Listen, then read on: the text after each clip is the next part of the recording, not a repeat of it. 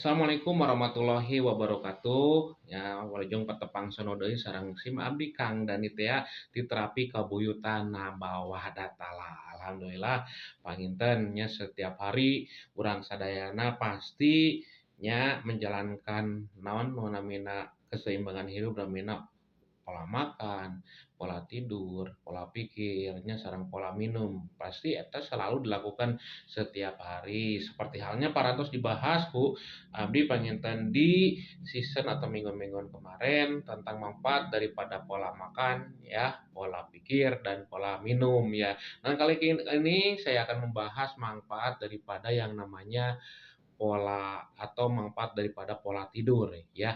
Heeh. Kenapa Kak harus dibahas ya? Menurut ilmu kabuyutan Nambah bahwasanya apabila ya ini eh, tidur kita ini banyak terganggu atau terganggu, nah biasanya jangan aneh ya. Biasanya pertama itu solid konsentrasi ya, solid konsentrasi dan yang kedua ya penurunan yang namanya kekebalan tubuh ya. Jangan aneh tuh. Yang ketiga itu juga terdapat banyak yang namanya penurunan atau penumpukan ya, penumpukan zat purin ya atau zat atau racun tubuh ya, racun tubuh itu di seluruh tubuh kita.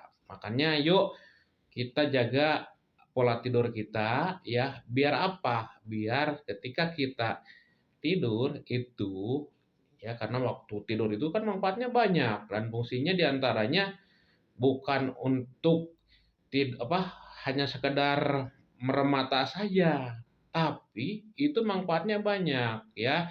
Karena di dalam tidur ini di dalam tidur itu ada yang namanya proses apoptosis ya, terjadinya yang namanya katabolisme dan anabolisme. Apa itu katabolisme dan anabolisme? Nah, katabolisme dan anabolisme ini ya terjadinya peleburan sel.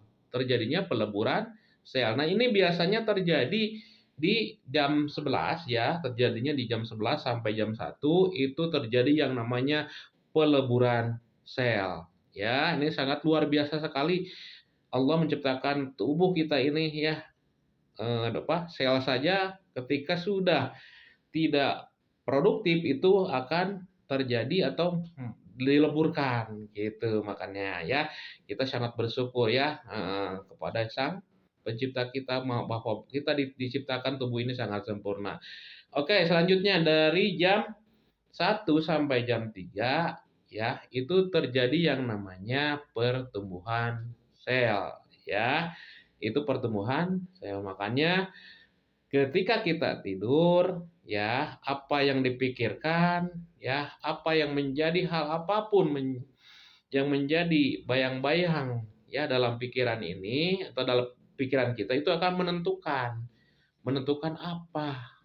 Menentukan hasil di kemudian esok harinya. Itu ketika kita bangun. Makanya kita ya dalam kitab pengobatan Nabawadatala bahwa ketika tidur ya kita harus positif ya, lebih kedepankan yang namanya berpikir yang lebih baik lagi, bersenandung harap yang baik ya, bersenandung harap yang baik biar hasil ketika tidur bangun paginya itu akan lebih fresh ya, karena manfaat tidur kan bukan untuk merem saja tapi diantaranya kan untuk menyegarkan badan gitu ya, untuk keseimbangan tubuh ya, untuk memperbaiki sel-sel jaringan yang terganggu ya, untuk manfaat apa namanya kebugaran kita ya. Makanya sangat baik sekali apabila kita menjaga yang namanya pola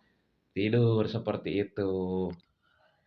Baik, manfaat daripada pola tidur diantaranya adalah memperbaiki keadaan fisiologis dan psikologis. Yang keduanya melepaskan daripada stres atau ketegangannya. Ini sangat bermanfaat sekali, luar biasa tentang pola tidur ini ya.